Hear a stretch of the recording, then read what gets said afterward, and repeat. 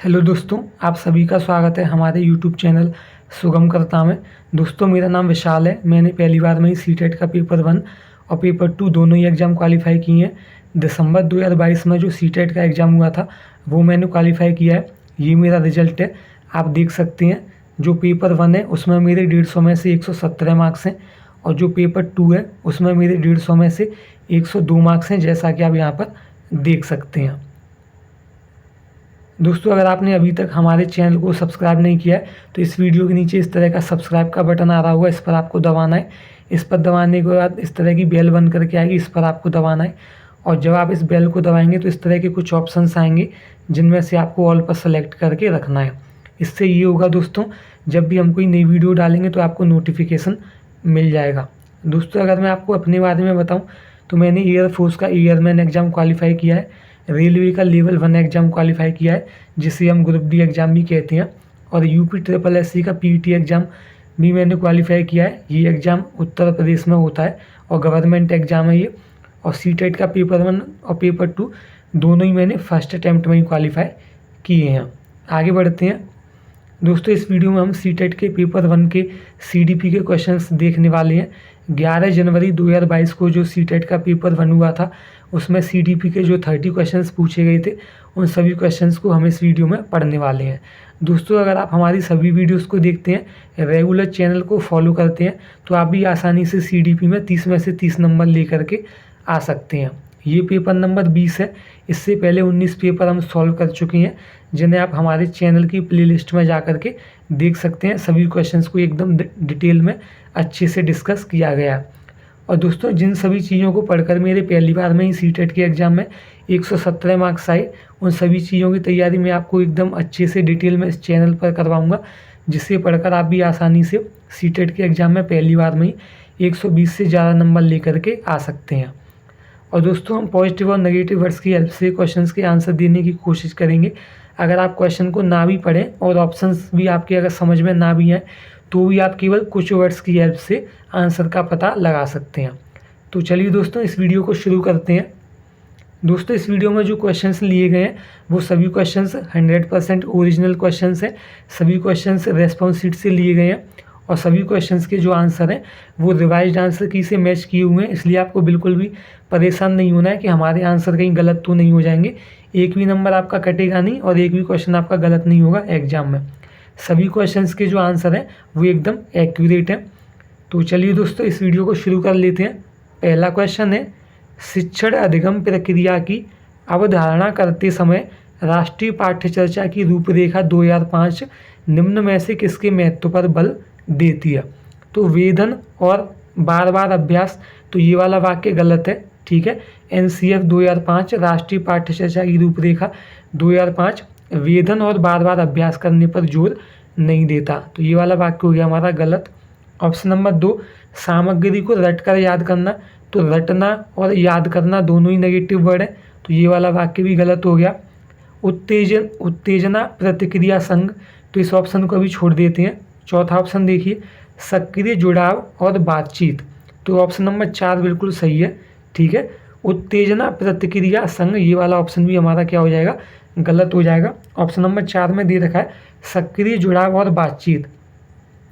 तो एक क्लास में जो बच्चे होते हैं उन सभी बच्चों के बीच में आपस में सक्रिय रूप से जुड़ाव होना चाहिए और वे बालक एक दूसरे से बातचीत करें, अपने प्रश्नों को एक दूसरे से साझा करें, अपने उत्तरों को एक दूसरे से साझा करें। इस तरह की प्रवृत्ति बालकों में होनी चाहिए। सभी बालकों को एक दूसरे से लगाव रखना चाहिए, जुड़ाव रखना चाहिए और एक दूसरे का सहयोग करके चीज़ों को सीखना चाहिए। तो ऑप्शन नंबर 4 हमारा सही आंसर हो जाएगा।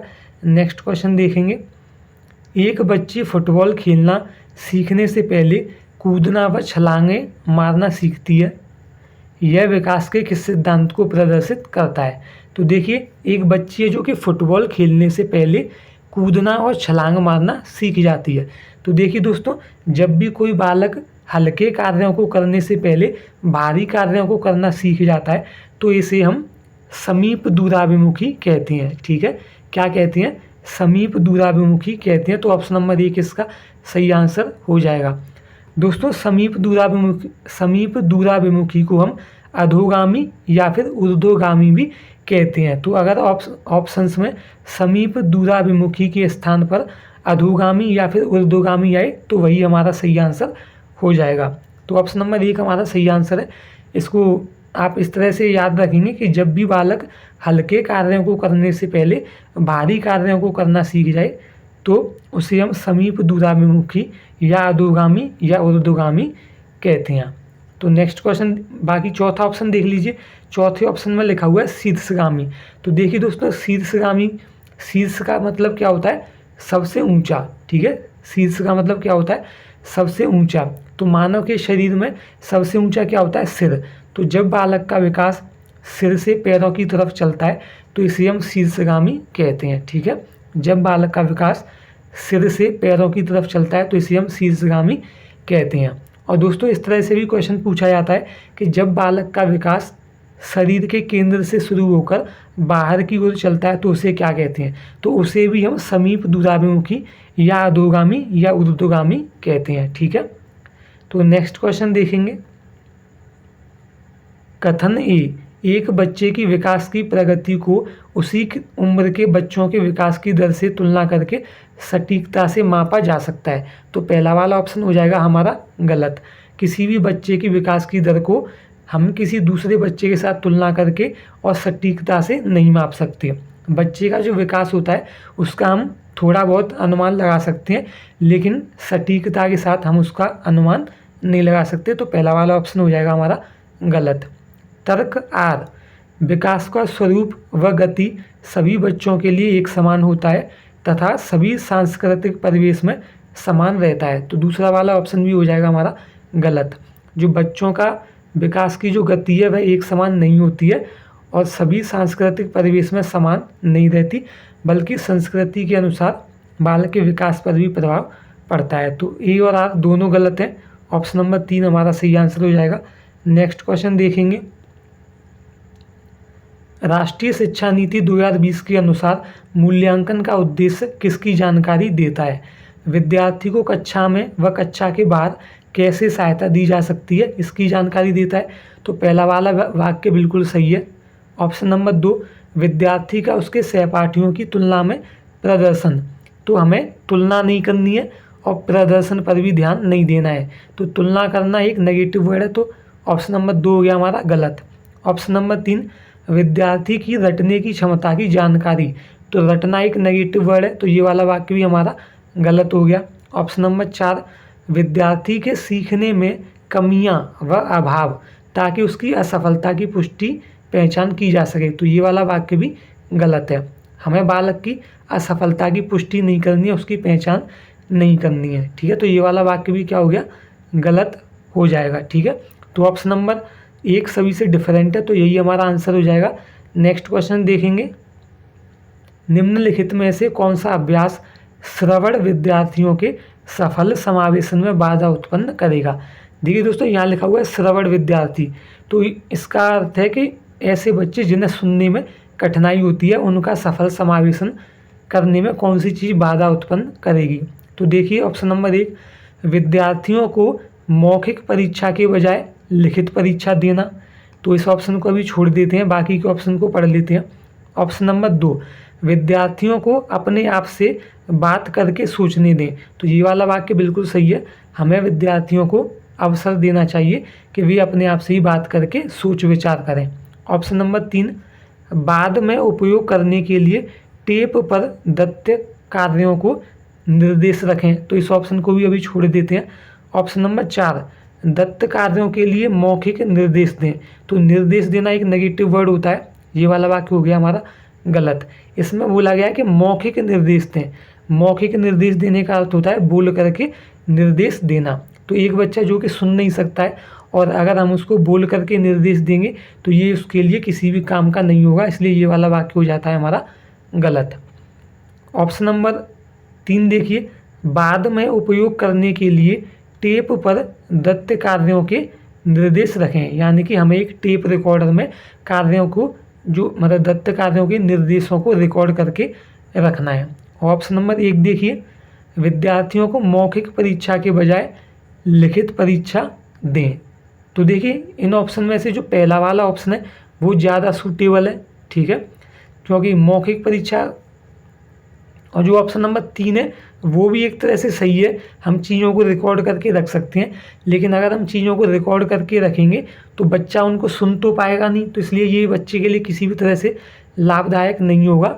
ठीक है, तो जो ये वाला जो ऑप्शन है ये क्या है, उनके लिए लाभदायक नहीं होगा। और जो चौथा ऑप्शन है दत्ते कार्यों के लिए मौखिक निर्देश दें, तो ये भी गलत बात है। ठीक है, तो और जो दूसरा वाला ऑप्शन है ये सही बोला गया है कि हमें उनको सोचने पर, मतलब बच्चे अपने आप से बात करके सोचें, तो ये तो ऑप्शन सही है। ऑप्शन नंबर 1 विद्यार्थियों को मौखिक परीक्षा के बजाय लिखित परीक्षा दें, तो ये भी कहीं ना कहीं एक तरह से सही है।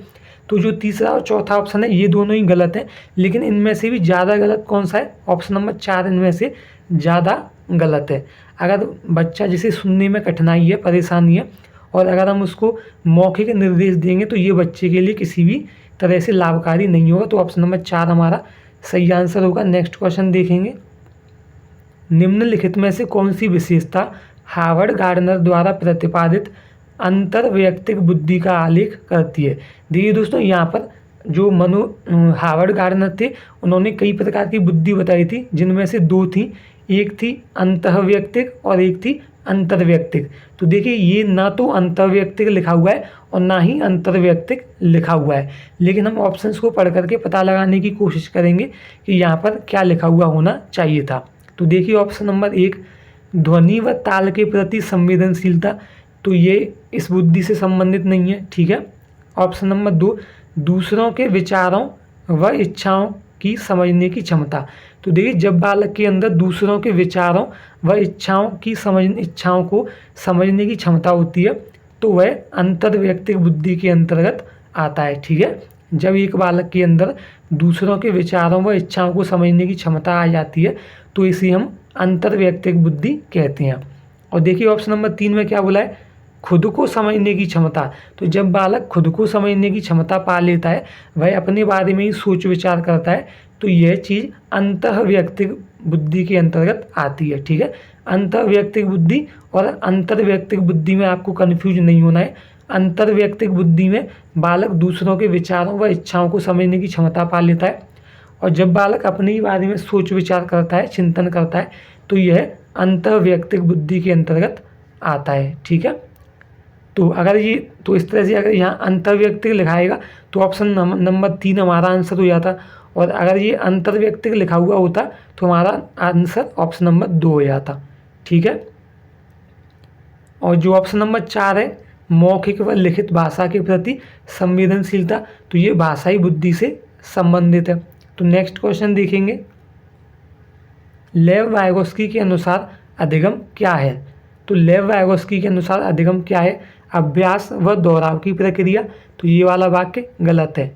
अभ्यास करना एक नेगेटिव वर्ड है, और दोहराव का मतलब रिपीट करना, रिवीजन करना, ये भी गलत बात है, तो ये वाला वाक्य हो गया हमारा गलत।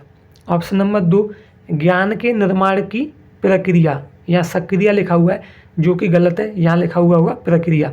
तो ये वाला ऑप्शन हमारा सही हो सकता है, लेकिन इसको सही ऑप्शन मानने से पहले बाकी के ऑप्शंस को भी पढ़ लेते हैं। ज्ञान प्राप्ति करने की एक निष्क्रिय प्रक्रिया, तो निष्क्रिय एक नेगेटिव वर्ड है, तो ये वाला वाक्य भी हो गया हमारा गलत। उद्दीपन प्रतिक्रिया के संबंधों की प्रक्रिया, तो उद्दीपन और प्रतिक्रिया एक नेगेटिव वर्ड है। पिछले कई जो हमने सेट सॉल्व कराए हैं, पिछले वाले जो पेपर सॉल्व कराए हैं अलग अलग डेट्स के, उनमें ये क्वेश्चन कई बार आ चुका है। तो उद्दीपन और प्रतिक्रिया एक नेगेटिव वर्ड है, ये वाला वाक्य भी हो गया हमारा गलत। तो ऑप्शन नंबर 2 सभी से डिफरेंट है। जो अधिगम होता है, लेव वाइगोस्की ने कहा है कि जो अधिगम है वह ज्ञान के निर्माण की प्रक्रिया होती है। ऑप्शन नंबर 2 हमारा सही आंसर हो जाएगा। नेक्स्ट क्वेश्चन देखेंगे, मूर्त संक्रियात्मक अवस्था के बच्चों के लिए एक शिक्षक को ऐसी समस्याएं देनी चाहिए जो तर्कपूर्ण वैज्ञानिक समझ की आवश्यकता हो, तो ये वाला वाक्य बिल्कुल गलत है। बच्चे के अंदर तर्कपूर्ण वैज्ञानिक समझ की जो क्षमता होती है वह अमूर्त संक्रियात्मक अवस्था में आती है, इसलिए मैंने यहाँ पर लिख दिया ई। ऑप्शन नंबर 2 ऐसी समस्याएं देनी चाहिए जो उच्च स्तरीय मूर्त सोच पर आधारित हों, तो उच्च स्तरीय मूर्त सोच, ये भी बालक के अंदर गुण अमूर्त संक्रियात्मक अवस्था में आता है। ऑप्शन नंबर 3 अमूर्त संरचनाओं से सरोकार करने के लिए खूब अभ्यास करवाना चाहिए। तो इस ऑप्शन में दे रखा है अमूर्त, तो ये भी अमूर्त संक्रियात्मक अवस्था से संबंधित है। ऑप्शन नंबर 4, वस्तुओं और विचारों को जटिल से वर्गीकृत करने के मौके मुहैया कराना। तो ऑप्शन नंबर 4 हमारा सही आंसर हो जाएगा।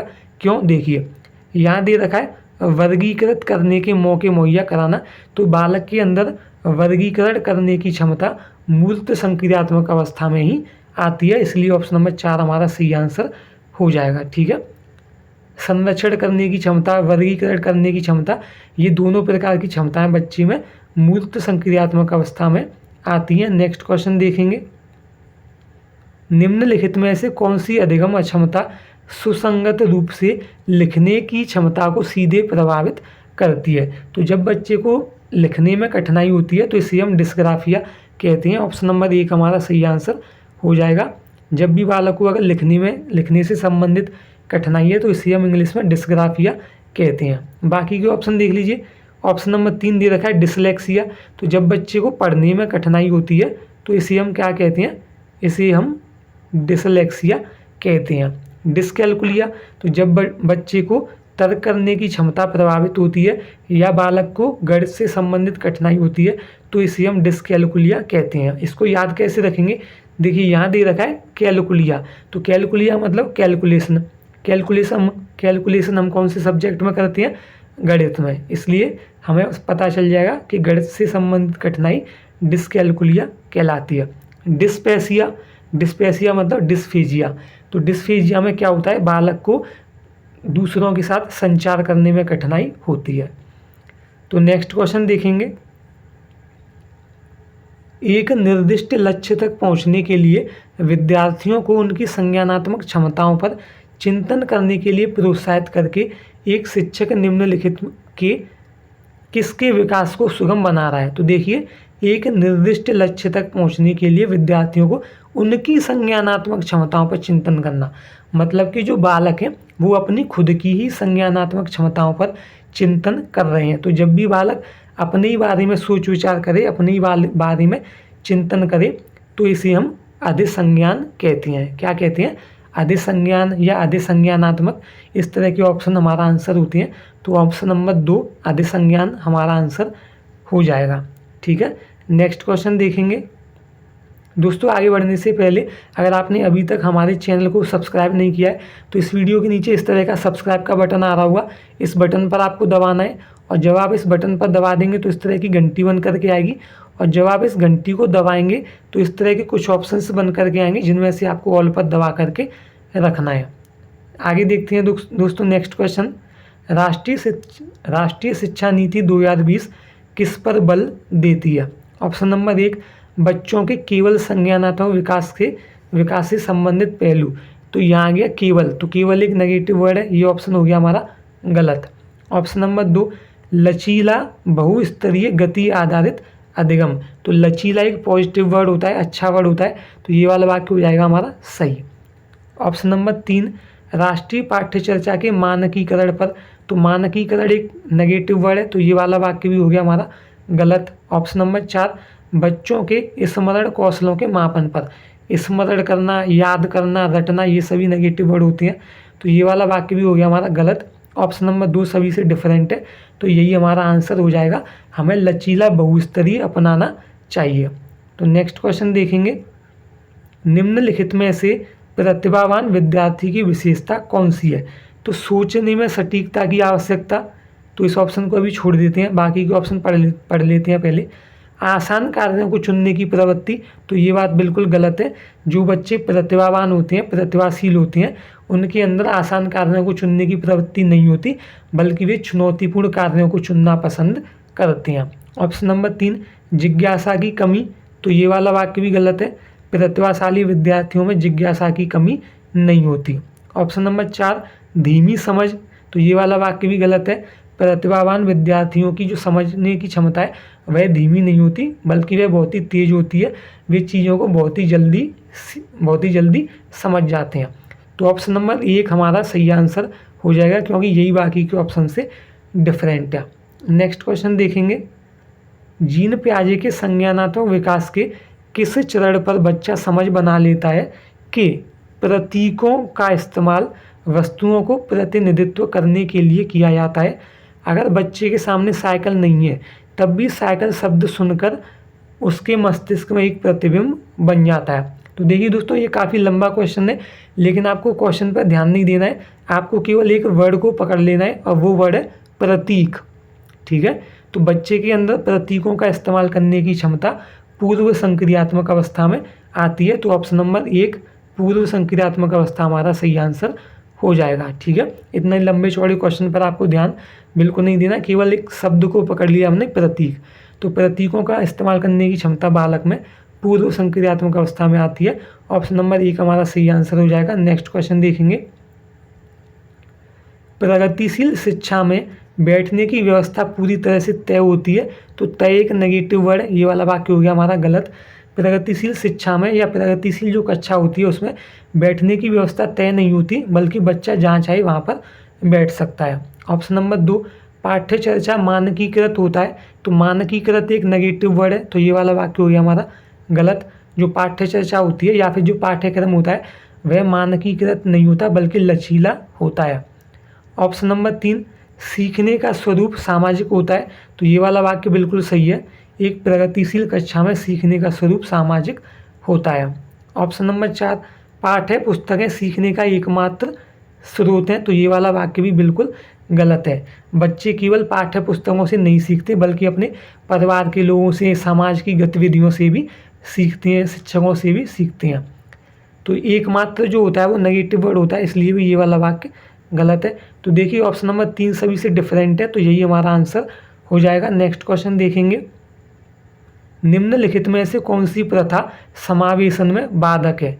तो ऑप्शन नंबर 1 सामग्री को केवल कुछ विद्यार्थियों की ज़रूरतों को पूरा करने के लिए डिजाइन किया गया है। तो ऐसा बिल्कुल भी नहीं है, सामग्री को केवल कुछ बच्चों की ज़रूरतों को पूरा करने के लिए डिजाइन नहीं किया गया है, बल्कि सभी बच्चों की ज़रूरतों को पूरा करने के लिए डिजाइन किया गया है। केवल एक नेगेटिव वर्ड है, इसलिए ये वाक्य हो जाता है गलत। ऑप्शन नंबर 2 कक्षा का अनुशासन एक दूसरे के लिए परस्पर सम्मान पर आधारित है। तो ये वाला वाक्य सही है। ठीक है, जो कक्षा का अनुशासन होता है उसमें हमें एक दूसरे का सम्मान करना चाहिए। ऑप्शन नंबर 3 शिक्षा शास्त्र सभी विद्यार्थियों की भागीदारी को प्रोत्साहित करता है। तो ये वाला वाक्य भी बिल्कुल सही है। जो प्रगतिशील शिक्षा शास्त्र है वह सभी विद्यार्थियों की भागीदारी को प्रोत्साहित करता है, बढ़ावा देता है। ऑप्शन नंबर 4 विद्यार्थियों को अधिगम के व्यक्तित्व लक्ष्यों को पूरा करने के लिए समर्थन दिया जाता है। तो ये वाला वाक्य भी बिल्कुल सही है, विद्यार्थियों को उनके लक्ष्य तक पहुंचने के लिए उनका पूरा पूरा समर्थन किया जाता है। तो कौन सा ऑप्शन बाधक है? ऑप्शन नंबर 1 बाधक है। ठीक है, नेक्स्ट, तो ऑप्शन नंबर 1 हमारा सही आंसर हो जाएगा। नेक्स्ट क्वेश्चन देखेंगे। निम्नलिखित में से कौन सा आंतरिक प्रेरणा का उदाहरण है? तो देखिए दोस्तों, आंतरिक प्रेरणा का उदाहरण जब भी कोई बच्चा आंतरिक रूप से प्रेरित होता है तो वो बच्चा किसी भी कार्य को अपनी रुचि से करता है और अपनी इच्छा से किसी कार्य को करता है। तो ऑप्शन में जहाँ कहीं भी रुचि लिख रहा होगा वही हमारा आंतरिक प्रेरणा का उदाहरण होगा। तो माता पिता द्वारा दंड से बचने के लिए अध्ययन, तो ये वाला वाक्य गलत है, ये बाहरी प्रेरणा का उदाहरण है। क्यों? क्योंकि बालक दंड से बचने के लिए अध्ययन कर रहा है, ठीक है, ना कि अपनी रुचि से, ना कि अपनी इच्छा से।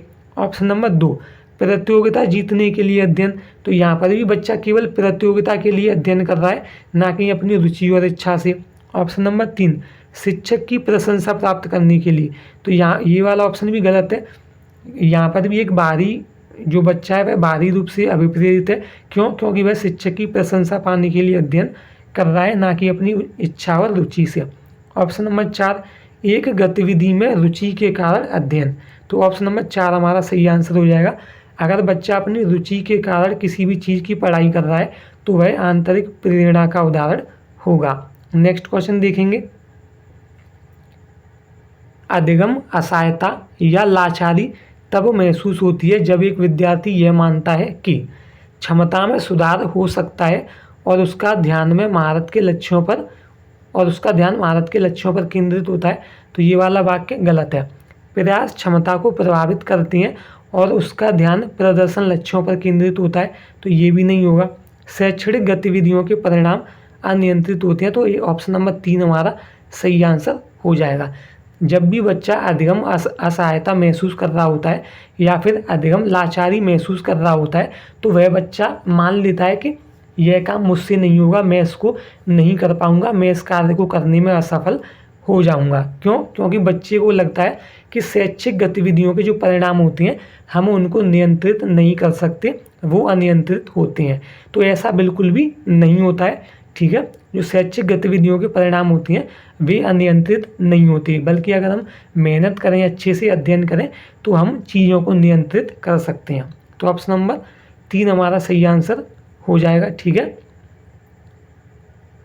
तो ऑप्शन नंबर जो 3 है वह हमारा क्या है, सही आंसर हो जाएगा। नेक्स्ट क्वेश्चन देखेंगे। इस क्वेश्चन को देखिए दोस्तों, विद्यार्थियों में एक संप्रत्यय के अधिगम को सुसाध्य करने के लिए एक शिक्षक को निम्न में से क्या करना चाहिए? नियमों को समझने और अवधारणा की विशेषताओं को परिभाषित करने पर ध्यान दें। तो ये ऑप्शन सही हो सकता है, लेकिन बाकी के ऑप्शन को भी पहले पढ़ लेते हैं इसी उत्तर मानने से पहले। नई जानकारी और पिछले ज्ञान के बीच संबंध बनाने से बचें। तो ये वाला वाक्य बिल्कुल गलत है। हमें नई जानकारी और पिछले ज्ञान के बीच संबंध बनाने चाहिए, न कि उससे बचना चाहिए। हमें उसको पिछले ज्ञान को बच्चे के पिछले ज्ञान को नए ज्ञान के साथ जोड़ना चाहिए। ऑप्शन नंबर 3, सामग्री और जानकारी को अत्यधिक मूर्त और जटिल रूप में प्रस्तुत करें। तो जटिल एक नेगेटिव वर्ड है, ये वाला वाक्य भी हो जाएगा हमारा गलत। जटिल का मतलब होता है कठिन। क्या हमें चीज़ों को बच्चों के सामने कठिन बना करके प्रस्तुत करनी चाहिए? बिल्कुल नहीं, ठीक है, गलत है ये। ऑप्शन नंबर 4, विषय वस्तु से संबंधित आवश्यक और गैर आवश्यक जानकारी को मिश्रित कर दें। तो ये वाला वाक्य भी हमारा गलत है। हमें बच्चे के लिए आवश्यक और गैर आवश्यक सूचनाओं को, जानकारियों को एक दूसरे में मिलाना नहीं है, मिक्स नहीं करना है, क्योंकि अगर हम उनको मिक्स कर देंगे तो बालकों को अधिगम में कठिनाई होगी। तो देखिए, जो ऑप्शन नंबर 1 है वह सबसे अलग है, डिफरेंट है, तो यही हमारा सही आंसर हो जाएगा। नेक्स्ट क्वेश्चन देखेंगे। एक शिक्षिका अपने विद्यार्थियों में बोध कौशल को सुसाध्य करना चाहती है। इस उद्देश्य के लिए उसे निम्नलिखित में से किससे बचना चाहिए? तो बचना चाहिए मतलब कि कौन सा कार्य उसको नहीं करना चाहिए? तो ऑप्शन नंबर 1, संदर्भहीनता। तो संदर्भहीनता एक नेगेटिव वर्ड है, तो ये वाला वाक्य हो गया गलत। हमें बच्चों को ऐसी चीज़ें नहीं पढ़ानी है जो कि उनके संदर्भ में हीन है, मतलब कि बच्चों के संदर्भ में जिनका कोई भी प्रयोग नहीं है। Option number 2, सारांशीकरण। तो ये पॉजिटिव वर्ड है। रूपरेखीकरण, तो ये भी शब्द अच्छा है, पॉजिटिव वर्ड है। संकल्पना मानचित्रण, पॉजिटिव वर्ड है। कल्पना करना, संरचनात्मक, समालोचनात्मक, संकल्पना, ये सभी पॉजिटिव वर्ड होते हैं। तो ऑप्शन नंबर 1 हमारा सही आंसर हो जाएगा, ठीक है, संदर्भहीनता। यानी कि हमें संदर्भहीनता से बचना चाहिए। हमें बच्चों को ऐसी चीज़ें नहीं पढ़ानी चाहिए जिनका बच्चों के लिए कोई भी संदर्भ ही ना हो। हमें बच्चों को वे चीज़ें पढ़ानी है जो बच्चों से जुड़ी हुई हों, जो बच्चों के संदर्भ में संबंधित हों। नेक्स्ट क्वेश्चन देखेंगे। निम्नलिखित में से कौन सा कारक अकादमिक प्रदर्शन में विद्यार्थियों की सफलता के लिए जिम्मेदार नहीं है? तो देखिए, भय एक नेगेटिव वर्ड है, तो ये ऑप्शन गलत हो गया। तनाव नेगेटिव वर्ड है, ये गलत हो गया।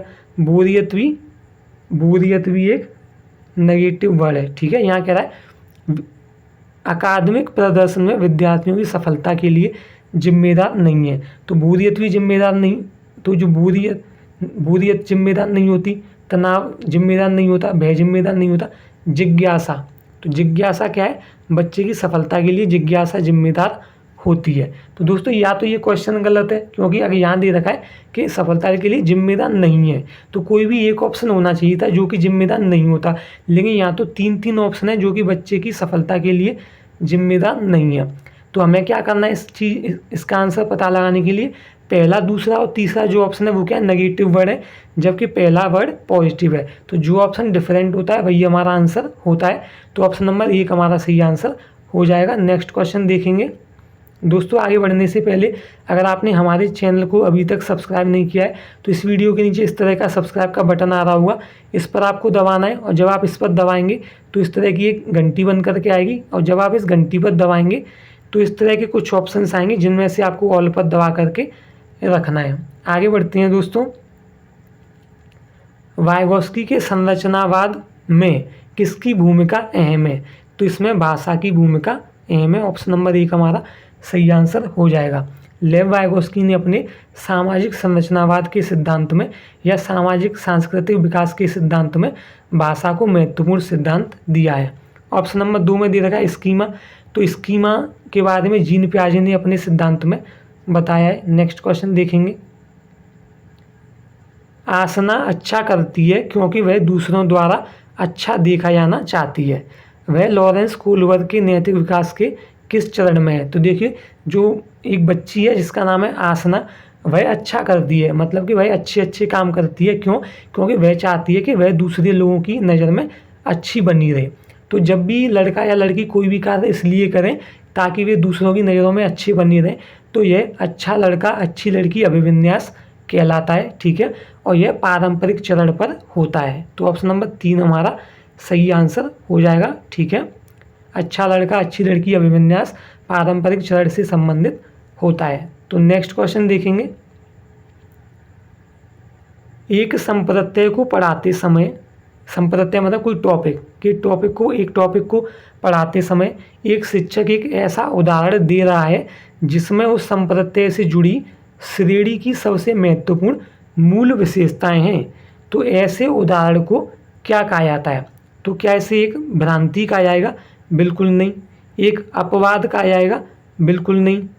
एक आद्य रूप कहा जाएगा? तो ये भी नहीं। एक गैर उदाहरण, तो ये वाला हमारा सही आंसर हो जाएगा। दोस्तों, जो गैर उदाहरण होता है उसका मतलब क्या होता है ये देख लीजिए। जो गैर उदाहरण होता है वो एक पॉजिटिव वर्ड होता है, यानी कि बच्चे को हम कोई भी चीज़ पढ़ा रहे हैं तो हमने क्या किया कि बाहर से कोई भी उदाहरण बच्चे को उठा करके दे दिया, तो वो जो उदाहरण होगा वो उस कहानी से संबंधित होगा, लेकिन उस कहानी में लिखा हुआ नहीं होगा। मतलब कि वो जो उदाहरण है वो कहीं ना कहीं उस जो टॉपिक हम पढ़ा रहे हैं उससे संबंधित होगा, लेकिन उस टॉपिक में कहीं पर भी उस उदाहरण का जिक्र नहीं किया गया होगा। उसे हम कहते हैं एक गैर उदाहरण। ठीक है, तो इस वाले क्वेश्चन का आंसर हो जाएगा एक गैर उदाहरण। एक संप्रत्यय को पढ़ाते समय एक शिक्षक को एक ऐसा उदाहरण दे रहा है जिसमें उस संप्रत्यय से जुड़ी श्रेणी की सबसे महत्वपूर्ण मूल विशेषताएं हैं, तो उसे एक गैर उदाहरण कहते हैं। नेक्स्ट क्वेश्चन देखेंगे। आनव 3 अंकों की संख्याओं का जोड़ करने में अकेले संघर्ष करता है, किंतु शिक्षिका की मदद से वह ऐसा करने में सक्षम है। लेव वाइगोस्की के सिद्धांत के अनुसार यह क्या दर्शाता है? तो यह समीपस्थ विकास का क्षेत्र दर्शाता है। ऑप्शन नंबर 1 हमारा सही आंसर हो जाएगा। इसे आप याद कैसे रखेंगे? देखिए दोस्तों, जब भी बच्चा अपने आप से केवल अपने प्रयासों के द्वारा कोई कार्य करे और जब किसी समझदार व्यक्ति के द्वारा, मतलब कि किसी बड़े व्यक्ति के द्वारा या शिक्षक के द्वारा बालक की हेल्प की जाए, ठीक है, बालक की मदद की जाए उस कार्य को करने में, तो इन दोनों के बीच का जो क्षेत्र होता है उसे हम समीपस्थ विकास का क्षेत्र कहते हैं। ठीक है, जब बालक अपने आप से कोई कार्य करे और किसी की हेल्प से कोई कार्य करे तो इन दोनों के बीच का जो क्षेत्र होता है वह समीपस्थ विकास का क्षेत्र कहलाता है। तो ऑप्शन नंबर 1 हमारा सही आंसर हो जाएगा। और दोस्तों, जब भी किसी बड़े व्यक्ति के द्वारा या शिक्षक के द्वारा छात्र की हेल्प की जाती है, मदद की जाती है, तो इसे हम पाड़ प्रदान करना कहते हैं। लेव वाइगोस्की ने इसे अपने सिद्धांत में पाड़ प्रदान करना कहा है। नेक्स्ट क्वेश्चन देखेंगे। अभिकथन ए, शिक्षण अधिगम प्रक्रिया के दौरान एक शिक्षक को विद्यार्थियों को उनकी भ्रांतियों और वैकल्पिक अवधारणाओं को साझा करने का अवसर देना चाहिए। तो पहला वाला ऑप्शन बिल्कुल सही है। दोस्तों, जो बच्चे होते हैं वो अपने माइंड में ही कुछ कॉन्सेप्ट बना लेते हैं। वो कॉन्सेप्ट गलत भी हो सकते हैं और सही भी हो सकते हैं। ठीक है, तो बच्चों ने अपने मन में जो भ्रांतियाँ बना रखी हैं, जो वैकल्पिक अवधारणाएं बना रखी हैं, हमें बच्चों को उन्हें शेयर करने का मौका देना चाहिए, उन्हें साझा करने का अवसर देना चाहिए। तो ये वाक्य बिल्कुल सही है। तर्क आर, भ्रांतियाँ और वैकल्पिक अवधारणाएं हमेशा आधारहीन होती हैं, तो ये वाक्य गलत है। और सीखने की प्रक्रिया में महत्वहीन होती हैं, तो ये वाला वाक्य भी गलत है। बच्चों की अवधारणाएं हमेशा आधारहीन नहीं होती और ये महत्वहीन भी नहीं होती, यह बहुत ही महत्वपूर्ण होती हैं। तो ए सही है लेकिन आर गलत है। ऑप्शन नंबर 2 हमारा सही आंसर हो जाएगा। नेक्स्ट क्वेश्चन देखेंगे। निम्नलिखित में से कौन हाशिए के समूहों के विद्यार्थियों को शामिल करने में बाधा उत्पन्न करता है। तो देखिए हमें इस क्वेश्चन पर ध्यान नहीं देना है, ऑप्शन को देखेंगे। सामाजिक वर्तिकाग्र, इस ऑप्शन को भी छोड़ देते हैं। ऑप्शन नंबर 2, भाग लेने के अवसर, तो ये वाला वाक्य बिल्कुल सही है। हमें बच्चे को किसी भी एक्टिविटी में भाग लेने के अवसर प्रदान करने चाहिए। अवसर एक पॉजिटिव वर्ड होता है, इसलिए ये वाला वाक्य हो गया हमारा सही। ऑप्शन नंबर 3, शैक्षिक स्थानों तक पहुँच, तो हमें सभी बच्चों के लिए शैक्षिक स्थानों तक पहुँच को आसान बनाना चाहिए, चाहे वे बच्चे भले ही हाशिए के समूहों से हों। हाशिए के समूहों का अर्थ होता है ऐसे बच्चे जो कि गरीब तबके से आते हैं या निचले तबके से आते हैं, ठीक है। तो ऑप्शन नंबर 3 भी सही है। अधिकारों में समता, तो सभी बच्चों के लिए जो अधिकार हैं वो समान होने चाहिए, तो ये वाला वाक्य भी बिल्कुल सही है। हमें बच्चों के बीच में किसी भी तरह का भेदभाव नहीं करना है। तो देखिए सामाजिक वर्तिकाग्र, तो वर्तिकाग्र का अर्थ होता है एक तरह से विरोध करना, विरोध करना है। वर्तिकाग्र का अर्थ हो गया एक तरह से विरोध करना, तो या फिर बुरी चीज़ एक तरह से। तो ये वाला जो सामाजिक वर्तिकाग्र, ये एक नेगेटिव वर्ड है, ठीक है। तो यही हमारा आंसर हो जाएगा ऑप्शन नंबर 1। नेक्स्ट क्वेश्चन देखेंगे। किसी समस्या को हल करने के लिए विद्यार्थियों की मदद करने के लिए एक शिक्षक को निम्न में से क्या करना चाहिए? जानकारी को वियोजित खंडों में विभाजित करें, तो खंडों में विभाजित करना ये तो सही होता है। हमारे पास कोई भी जानकारी है और अगर हम उस जानकारी को बच्चे को देना चाह रहे हैं तो हमें क्या करना चाहिए कि जानकारी को टुकड़ों में बांटकर बच्चे को समझाना चाहिए, ताकि बच्चा आसानी से चीज़ों को समझ सके। लेकिन यहाँ पर दे रखा है वियोजित, वियोजित एक नेगेटिव वर्ड है, इसलिए ये वाला ऑप्शन हो गया हमारा गलत। ऑप्शन नंबर 2, ऐसे संकेत दें जो प्रासंगिक स्कीमा या संरचना को सक्रिय करें, तो प्रासंगिक एक पॉजिटिव वर्ड है और संरचना को सक्रिय करना, सक्रिय करना भी एक पॉजिटिव वर्ड है, तो ये वाला वाक्य हो गया हमारा सही।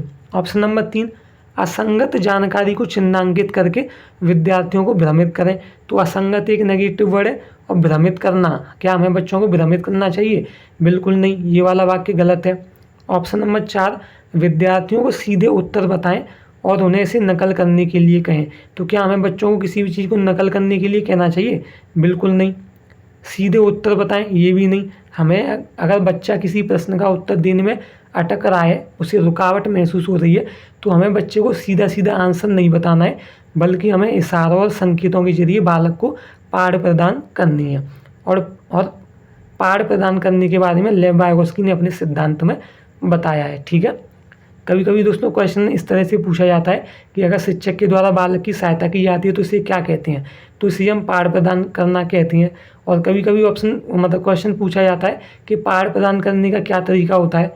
तो पाठ प्रदान करने के लिए सीधे सीधे जवाबों का उत्तर नहीं बताया जाता है, बल्कि इशारों और संकेतों से बालक की सहायता की जाती है सही उत्तर तक पहुँचने में। तो ऑप्शन नंबर 2 हमारा सही आंसर हो जाएगा। नेक्स्ट क्वेश्चन देखेंगे। निम्नलिखित में से विकास के बारे में कौन सा कथन सही नहीं है? तो विकास आनुवांशिकता व पर्यावरण की अंतःक्रिया का उत्पाद है, तो ये वाला वाक्य बिल्कुल सही है। जो विकास होता है वह आनुवांशिकता और पर्यावरण की अंतःक्रिया का फल होता है, परिणाम होता है। ऑप्शन नंबर 2, विकास का कुछ हद तक पूर्वानुमान लगाया जा सकता है, ये वाला वाक्य भी बिल्कुल सही है। जो बालक का विकास होता है उसका हम थोड़ा बहुत अंदाज़ा लगा सकते हैं, लेकिन पूरी तरह से सटीक अंदाज़ा नहीं लगा सकते। तो यहाँ पर यही बोला गया ऑप्शन नंबर 2 में कि कुछ हद तक, ठीक है, कुछ हद तक हम अनुमान लगा सकते हैं। ऑप्शन नंबर 3, विकास की दर एक समान और सार्वभौमिक है, तो ये वाला वाक्य गलत है। जो बच्चों में विकास की दर होती है वो एक समान नहीं होती, सार्वभौमिक नहीं होती। बच्चा अलग अलग गति से बढ़ते हैं, कुछ बच्चे चीज़ों को जल्दी सीख जाते हैं, कुछ देर से सीखते हैं, ठीक है। तो इस तरह से बच्चों का विकास जो होता है वह एक समान व सार्वभौमिक नहीं होता है, बल्कि वह व्यक्तिगत भिन्नता के आधार पर भिन्न भिन्न होता है। ऑप्शन नंबर 4, विकास सामान्य से विशिष्ट की ओर चलता है, तो ये वाला वाक्य बिल्कुल सही है। बालक का विकास सामान्य से विशिष्ट की ओर आगे बढ़ता है। तो पहला, दूसरा और चौथा ऑप्शन सही है, एक जैसे हैं, जबकि तीसरा ऑप्शन सबसे डिफरेंट है, तो यही हमारा आंसर हो जाएगा। नेक्स्ट क्वेश्चन देखेंगे। बच्चों के सीखने का आकलन करने के लिए एक शिक्षिका को किन तरीकों का इस्तेमाल करना चाहिए? कक्षा में की गई अंतःक्रिया, तो ये वाला वाक्य सही है। परियोजना मतलब कि कोई प्रोजेक्ट देना, ये भी सही है। पोर्टफोलियो, ये भी पॉजिटिव वर्ड है, ये भी सही है। आत्म आकलन, तो ये भी सही है। तो ऑप्शन नंबर 1 हमारा सही आंसर हो जाएगा, क्योंकि इसी में चारों ऑप्शन पहला, दूसरा, तीसरा और चौथा ऑप्शन दे रखे हैं। नेक्स्ट क्वेश्चन देखेंगे। कारण ए, बच्चे अपनी संस्कृति में व्यवहार करने के उपयुक्त तरीके अपने दोस्तों, मीडिया जैसे कई स्रोतों से सीखते हैं। तो पहला वाक्य बिल्कुल सही है। बच्चे जो व्यवहार होता है बच्चों का अपनी संस्कृति के प्रति, वह बालक अपना व्यवहार, मतलब कि जो बालक होते हैं वह अपना व्यवहार दोस्तों से सीखते हैं और मीडिया जैसे कई स्रोतों से सीखते हैं। तो ये वाला वाक्य बिल्कुल सही है। तर्क आर, सामाजिकरण एक प्रक्रिया है जो बहुत से औपचारिक व अनौपचारिक साधनों के जरिए होती है। ठीक है, बहुत से औपचारिक व अनौपचारिक साधनों के जरिए होती है। तो ये वाला वाक्य भी बिल्कुल सही है। तो ए और आर दोनों ही सही हैं और ये सही व्याख्या करता है। ऑप्शन नंबर 1 हमारा सही आंसर हो जाएगा। दोस्तों, इस वीडियो में हम 30 क्वेश्चंस पढ़ चुके हैं। ठीक है, और ये वीडियो, और दोस्तों अगर आपने चैनल को सब्सक्राइब नहीं किया है अभी तक, तो इस वीडियो के नीचे इस तरह का सब्सक्राइब का बटन आ रहा होगा, इस पर आपको दबाना है। इस पर दबाने के बाद ये घंटी बन करके आएगी, इस घंटी पर दबाना है। और जब आप इस घंटी पर दबा देंगे तो इस तरह के कुछ ऑप्शंस आपको स्क्रीन पर दिखाई देंगे, जिनमें से आपको ऑल पर दबा करके रखना है। इससे दोस्तों जब भी हम कोई नई वीडियो डालेंगे तो आपको नोटिफिकेशन मिल जाएगा। दोस्तों, ये वीडियो आपको कैसी लगी हमें कमेंट करके ज़रूर बताइएगा। और वीडियो अच्छी लगी हो तो वीडियो को लाइक कीजिए, अपने दोस्तों के साथ शेयर कीजिए, चैनल को सब्सक्राइब कर लीजिए। दोस्तों, चैनल के साथ जुड़े रहिए और मिलते हैं हम अगली वीडियो में।